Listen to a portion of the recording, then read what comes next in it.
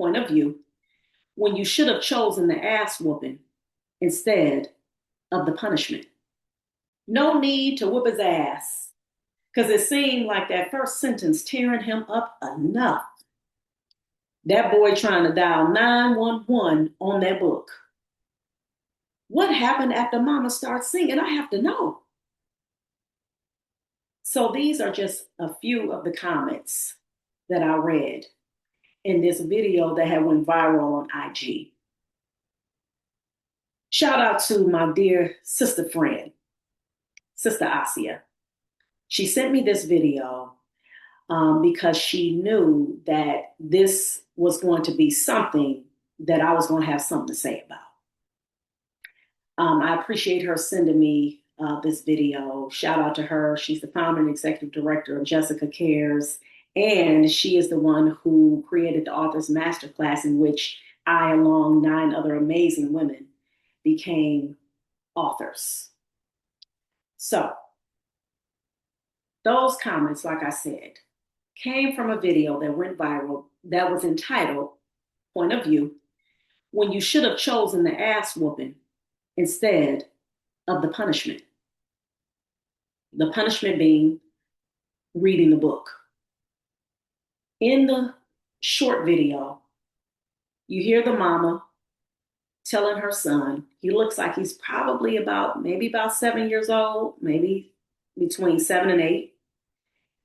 He's crying, upset, holding the book open. And she's telling him, read the book, read the book. And he like, mama started singing. Mama started singing. He's hitting the book. He's hitting, mama started singing. And then at one point he asks, can he call his dad? She said, read the book. Okay. Mama starts singing. Mama starts singing. This is him, right? First and foremost, she's recording this. It's not staged. It ain't something that she told him to, act like I'm, getting on your case and pretend like you crying. And you can definitely see and tell that this is for real. And she was recording it. And I'm just reading, and as I'm looking at the video, then of course I go to read the comments, and I'm scrolling through the comments. And just like those few comments that I have read to you guys, those comments literally got over 15,000 likes. One of the comments, the one I think that said, no need to whoop his ass because it seemed like the first sentence tearing him up enough. I believe that was the one that got over 70,000 likes. 70,000 likes. And of course, the boy is a little beautiful, handsome Black boy. And he's sitting there with the book open, being told by his mom to read the book, read the book. And he just hitting the book, saying the same few words over and over again, in which my dear sister friend, Asia, she had put in a comment, because there were a couple of people who had put comments that only literally got like maybe 3 likes, 6 likes. One of the comments was that this is heartbreaking. Really, maybe I'm a softie, but I feel bad for the baby. And then my friend, she commented, she was like, yeah, she basically, like, in a nutshell, I agree. She was like, the way it looks like that he can't read the book. That's why he kept saying those same words over and over again, because that's something he probably obviously committed to memory. And I'm just looking at this video. And again, this is a little Black boy being told to read the book, being demanded to read the book. And the video clearly had said, what? Point of view that you should have just got your ass whipped instead of taking the punishment of being made to read the book. Y'all already know where I'm going with this. Punishment and reading, right? Things that I've talked about plenty of times. Things that those of you who listen to the podcast, you already know. That's one of the things that we got to get rid of out of our community. Equating reading books with punishment, something that's punitive, something that I'm telling on myself that I remember doing with my older children when they would get on punishment. Okay, you had to go to your room, you had to read a book. All you're doing is putting in that child a negative uh, reaction or negative thoughts, rather, to reading. Ain't no way he's going to grow up thinking that reading is something that he wants to do, something that is pleasurable, something that is beneficial. Why should he? He's being humiliated all across social media. That video has been shared over 207,000 times. And I'm quite sure, just like the video was shared with me, it wasn't shared with me to laugh at the boy. She shared that with me because that tugged at her heartstrings. She's looking at that like, are you kidding me? Like, how? What is this? And what it is, once again, the trauma. In our community, we have taken the trauma, the toxic ways in which we have been used to parenting, and it has become another form of entertainment. Isn't that what we do? We entertain, right? We make people laugh. Our folks run up and down the fields, and we get people excited, we get people hyped, we get people riled up because we are a form of entertainment. And usually the entertainment that we give is something that is um, demeaning to us, or something that, as we already know, we can go down the line of us, being singers, being comedians, being those who are in sports, because it's placating to this notion of, well, we are always we always have to be on stage and performing. That's what we are about. We don't do things like read and invent and produce. We can't run stuff. We got to have other folks run stuff. We just have to be the entertainers, the court jesters. That's who we are to them. And when you have people who have been traumatized, meaning what? We bought into how the mindset of how folks look at us. And then we start doing the self-fulfilling prophecy and saying, yeah, that you're right, that is. Because see, these are the things that will get you fame, notoriety, and money. Because you're entertaining folks. They get to look at that little. And then the boy gets no mercy, no compassion. A lot of our folks sitting up there putting these comments, liking the comments, folks that look like him, look like me and you, most of y'all who listen to the podcast and watch the podcast. We cheering up, you sitting up here, yeah, oh boy, next time he better, just go ahead and get the whoop and get over it. And that's a problem. Once again, normalizing the trauma. And in the moment somebody comes on there and says something like the lady said in there, like, oh no, maybe I'm a softie, but I don't think we should really be laughing at this. And then somebody else was like, they had put reading as a punishment with a question mark. They had like about actually 4 likes. I made sure I liked that one. I'm like, yeah, exactly. Reading is a punishment. Here it is. Our people were denied the right to read, even though we come from those of our ancestors who were enslaved and they were kidnapped, human trafficked, and they were drugged from majority Western parts of Africa where the societies were literate, right? Here it is, we come from literacy, but to be drugged into a demonic system that says, no, you can't read. Your God-given right to be able to learn how to read, to be able to think critically, problem solve, to be able to have great writing skills, all of these things, right? This is your God given right, but we were denied that right because we're in a system that says you're not even human. We don't even recognize you unless you're doing stuff for us, for our benefit. We tell you what to think, how to move, when to move, where to move, why to move. We control all of that because we're supreme. You ain't ish without us. This is what our people was told. And it was beat into us. It was tortured into us. Our folks was raped, the men and the women, the boys and the girls. All of these sick, demonic things done to our people. And here it is, we got some of the most creative and brilliant minds ever. Okay? And they know that. But when you tell a people for centuries that they ain't ish, you think they ain't gonna believe it after a while? Hell yeah, they will.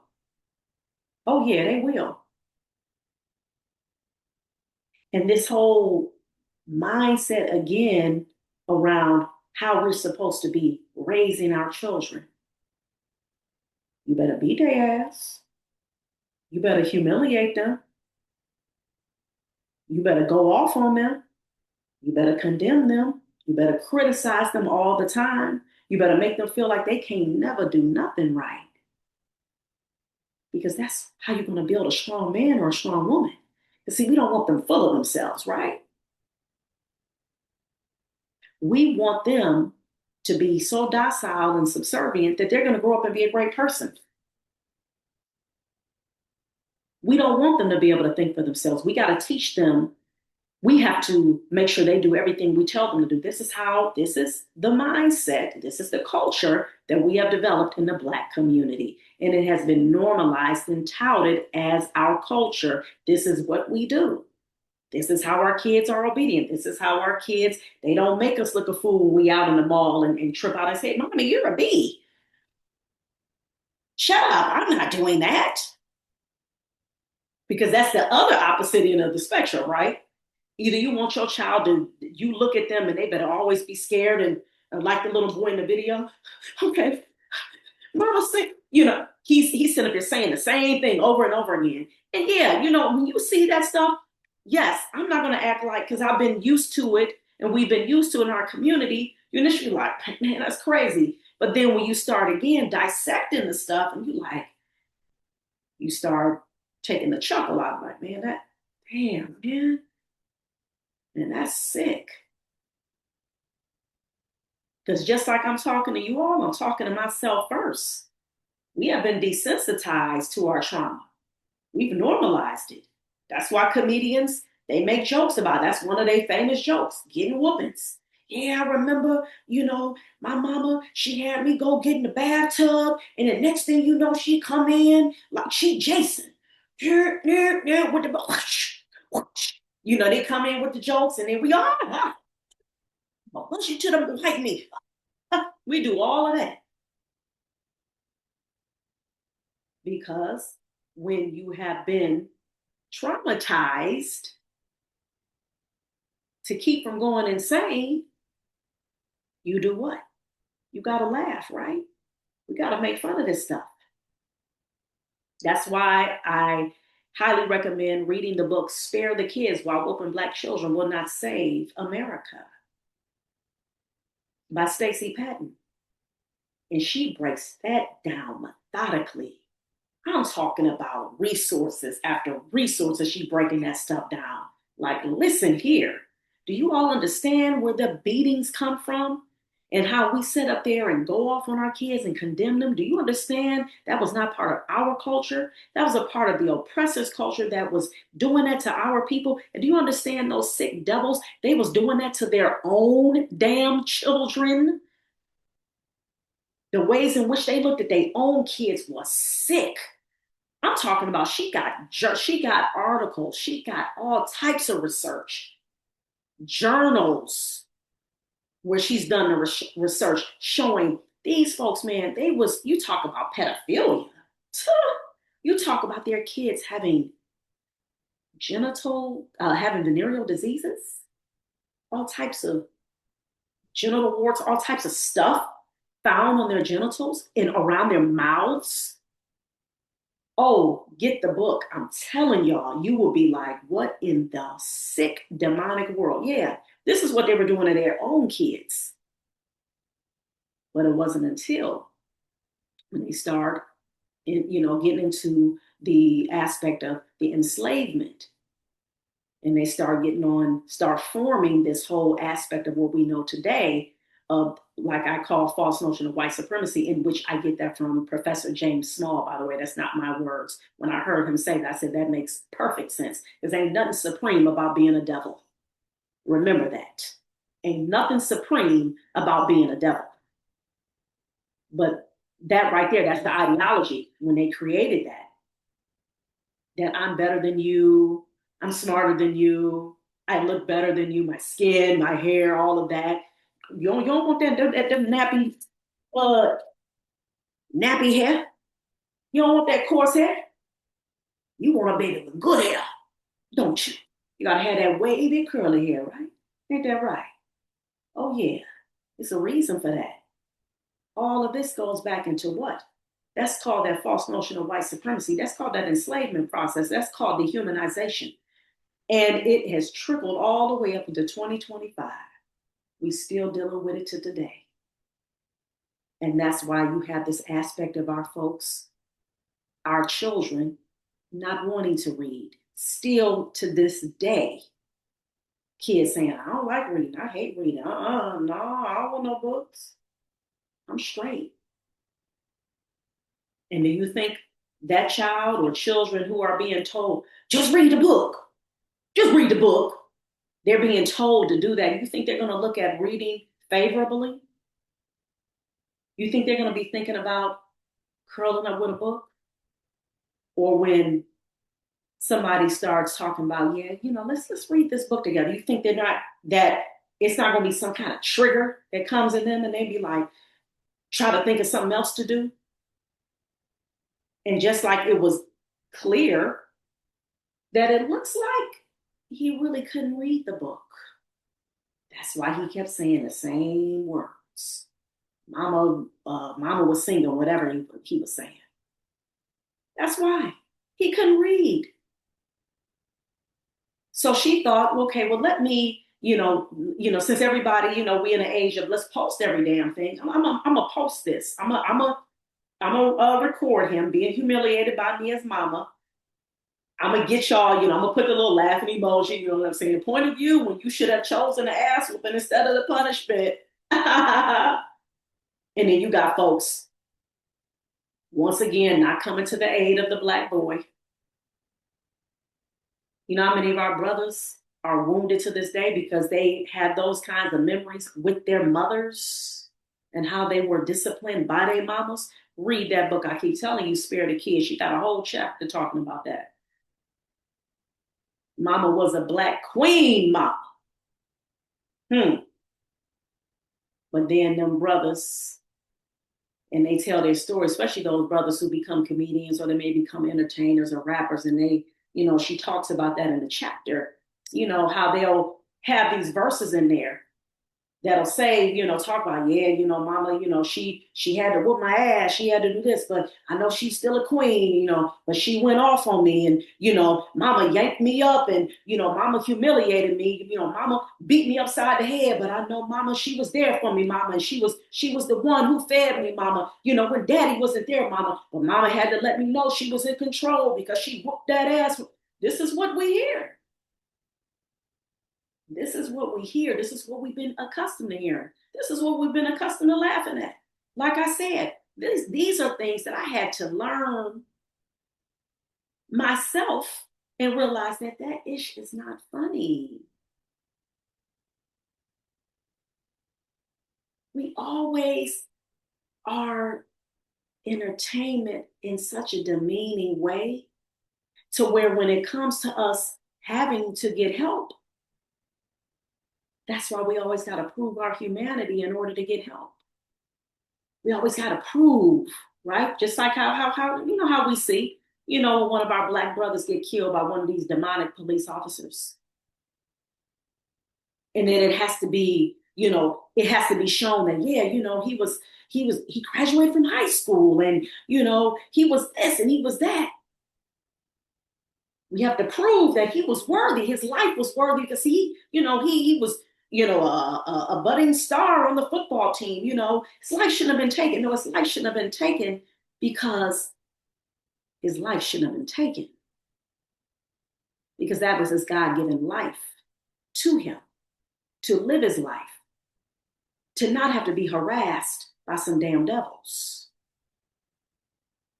But it's hard to have sympathy for people, even your own people, even your people that look like you. It's hard to have that sympathy and that empathy when people have told you, now y'all really ain't smart, right?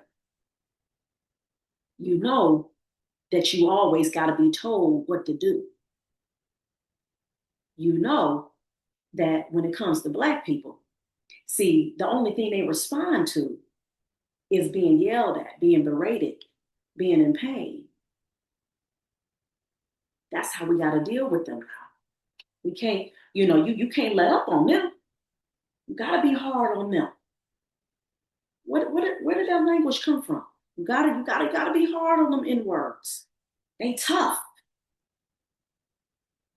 You gotta be on them because see, they're not gonna do it unless you own them. Where does that come from? It comes from the slave plantation. That's what them white overseers would do.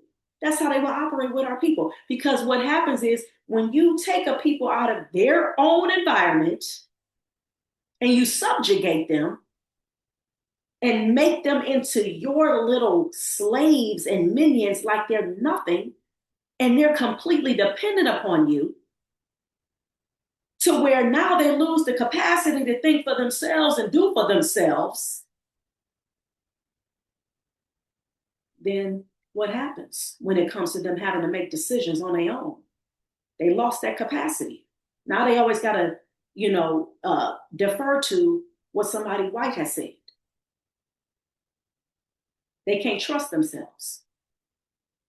Now they got to defer to that person because what knowledge they have, they believe it doesn't suffice. It's not enough. They're not allowed, they can't pay attention to their gut and intuition because see, when if our folks even tried to do that on a minute level, they would get punished for it. This is what was done systematically to our people. And this, again, the reason why we have these high levels of illiteracy in our community. Because when you systematically deny people the right to being able to read and tell them what, if I catch you reading, I'm gonna gouge your eyes out. I'm gonna cut off a finger, a limb, a hand or a foot. I'm gonna sell your kids. I'm gonna torture you if I ever catch you trying to read a book. Now, fast forward to 2025, here it is. This mama senator, read a book, read a book. She's equating what? Reading to what? Punishment. It's nothing favorable. It's nothing pleasurable. It's nothing that he should look forward to. It's nothing nurturing. That's not normalized in the psyche, right? That's why a lot of Black folks, you'll hear more about stories of other people, white folks in particular. They talk, oh yeah, I remember having the story time, the bedtime readings, and my parents, reading books. That's not something, it's starting to become more something we're hearing more of now, but that wasn't something that was normalized in our communities. I talk about that even with my own life. When you have parents who are trying their best to make ends meet, they got to go to work. They're doing what they need to do to pay the bills. I got to put food on the table, right? I got to make sure you got clothes on your back, right? I got to make sure you get to and from school. You know what I'm saying? This is the rhetoric that we're used to hearing. And if us as a kid, we try to get in the way of that in any type of form, and we're like, can you read me a bedtime story? It's like, huh? I'm trying to chill. I just got off work. I had to work a double shift. I can't read you a story. Get your butt in that bed. You got to get for school in the morning. You know what I'm saying? This is what we grew up hearing. A lot of us, I know not all of us, there are some Black folks who listen and you got the greatest memories, and I'm proud of you, and I want you to keep talking about that. But I'm talking to those who understand this, what I'm talking about, these particular examples, because you've experienced it yourself. Those are the people I'm addressing because that's real. And it doesn't help. Again, like I said, that video was shared over 207,000 times, over 268,000 likes. Okay? Over a quarter of a million likes, close to a quarter of a million shares. And majority of the likes in the comments was making fun of the fact that this little boy, we want to hear what the mama do after she sang. He gets no kind of merciful comments like, you know what, my sister Queen, um, I understand that you want to get him to read the book, but that's not going to be the method that's going to get him into reading. In fact, he's going to have an aversion to reading. He's going to have this memory, and now it's recorded for all the world to see. And he is going to feel some kind of way when it comes to story time. And inshallah, God willing, he doesn't. I pray that, he like, you know what, this is something that will pass and that he grows into wanting to read books. But as we know, if we want to get our babies into reading, if we want to have them develop a culture of literacy that brings them joy and love and makes them just feel good, warm and fuzzy in the inside. If we want them to have that, then we got to create that environment for them in our homes. That's what we have to create. We can't make them feel like reading is a punishment. And even I'll say this, even for example, if you want to be creative with your punishments, right? I get it. You want to not hit your child because a person can argue that. And they say, well, hey, look, she could have been whooping them on camera, right? We can go there. We could have been whooping them on camera and talking about how, didn't I tell you? Which there are videos like that, unfortunately, and people put in the comments, yeah, that's right. Mm-hmm. That's what he get. Yeah. Mm-hmm. See, I used to get my butt whooped, and I turned out all right. I'm a lawyer. I'm an entrepreneur. You start hearing all of that. Okay. But if you want to get creative, though, and say if you want to incorporate literacy in your creative ways in which you are giving your child discipline, you can say, okay, you know what? We're going to read this particular book together. And then, I'm not saying that book in particular, it could be a book that talks about a little boy who who did not listen to his mother and the consequences that came with that. Obviously, something that's positive, right? Or maybe about a person reading a book about a person who did not follow directions. And then what you can say is, okay, now what I want you to do is I want you to write down where you did not follow directions and how you can follow directions the next time. And let's talk about that in relation to the book that we read together. You can do creative things like that incorporates literacy, right? But it also incorporates what? Accountability.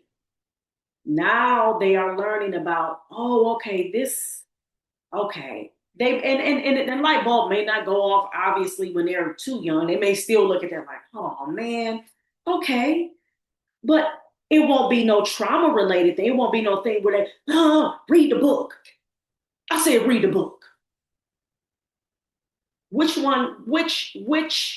scenario? The one scenario that I gave you in terms of the creative way in which you incorporate literacy, or the one where read the book? Which one do you think that is going to produce an aversion to reading? Of course, the the latter, right? The one where I said in which she's telling him to read the book and forcing him to read the book. That's what's going to make him be like, man, I ain't trying to, man, get them books away from me. Imagine you talking about a boy and he starts getting older and he starts, as the old folks say, he starts smelling himself and he starts, wanting to be out with his friends. Like, he ain't going to be thinking about no books. He's going to remember, he's going to be old. Trust me, he's old enough to, that memory is going to trigger in his brain, trust and believe. And so I'm about to land my plane on that. Again, we have to stop normalizing the trauma. We have to stop allowing the toxic ways in which we have adapted from our oppressor and how we should parent our children. We have to stop allowing that to be entertainment for the world. We come from greatness, and it may sound cliche or whatever, but it's the damn truth. We do. A lot of these new things and technologies and all of this stuff, man, our people had already been doing this. Okay? In order for the technology that we do have and all of these different things that we have that's being used to this day, guess where they're still getting a lot of their the materials from? That's right, Africa. They still need us. They still need our people. We need to assume our position of greatness again. All right, y'all. That's it. I thank you all again for listening to another episode of Real Reading Talk.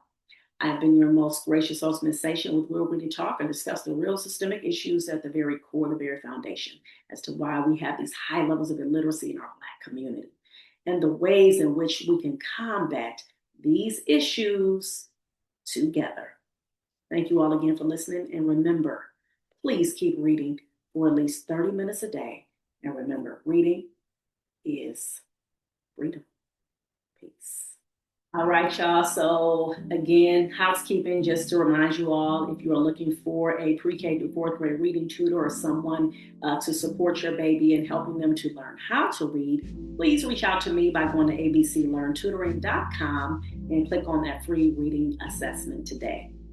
Also, check out our website. I'm the founder executive director of ABC Read, a nonprofit organization that I started so that we can help to alleviate and eradicate this high levels of illiteracy in our Black and underserved communities in creative, engaging ways that takes the whole village. All right, go to abcread.org. All right, check out what we've been doing. And make sure you subscribe to my YouTube channel, Reading is Freedom. Make sure you share the podcast. It's on all the podcast platforms. Please leave me some reviews too, by the way, when you go on those podcast platforms. That really, really helps. So I would appreciate it if you hit the stars and leave the reviews. Say what you like, okay? And also, I am co-author of this book, Healed, Empowered, Resilient, Her. That's right, you guys. My chapter is Escaping the Fear Trap House. Go to Amazon, cop your copy, or you can send me your information. I can mail you a copy to info@abclearntutoring.com. Okay. All right. And just to let you know that the book that I am still reading, I'm still reading Assata, which is the autobiography written by her, Assata Shakur. She has just passed on. May she rest in peace. And I definitely would highly recommend that you guys check that book out as well. And remember, one of the things that she said, it is our duty to win. All right? Period. All right, so I thank you all again for listening to another episode of Real Reading Talk. I've been your most gracious host, Ms. Sakia. Thank you all again. And remember, reading is freedom. Peace.